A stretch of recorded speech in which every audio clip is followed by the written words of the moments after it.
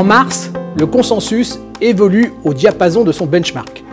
Les tensions entre la Russie et l'Europe sur l'Ukraine ont laissé les marchés sous pression sans entamer l'optimisme. Les indices actions sont toujours orientés à la hausse. La tendance est plus marquée sur les marchés européens. Le consensus affiche donc une performance de 0,4% sur le mois de mars. Quant à son benchmark, sa progression est de 0,43%.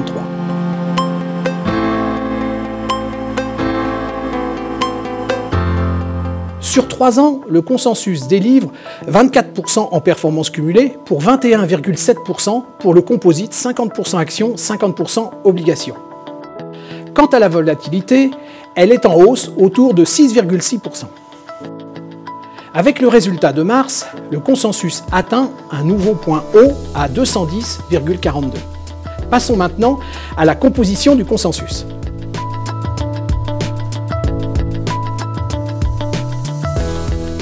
Mars est marqué par la sortie des fonds Échiquier Major et Dodo Avenir et le retour de Fidelity Europe.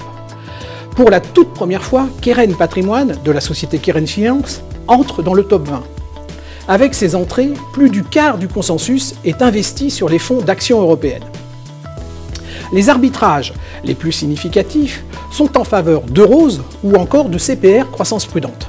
On notera également un renforcement sur Agressor et Moneta Multicap. En haut du tableau, DNCA renforce sa position avec Eurose et dans une moindre mesure la financière de l'échiquier avec Agressor. Regardons maintenant les performances. À l'exception de Renaissance Europe, de Carmignac Investissement Latitude et de Carmignac Investissement, toutes les performances sur le mois sont positives. Ce mois-ci, les gérants font la différence sur les classes d'actifs. La performance du mois est à l'initiative de H2O Multibond avec 2,68%. Ce fonds délivre plus de 9% depuis le début de l'année. Mais on pourra noter également les très belles performances mensuelles de MNG Global Dividende avec 1,87 ou encore de Mandarine Reflex avec 1,07.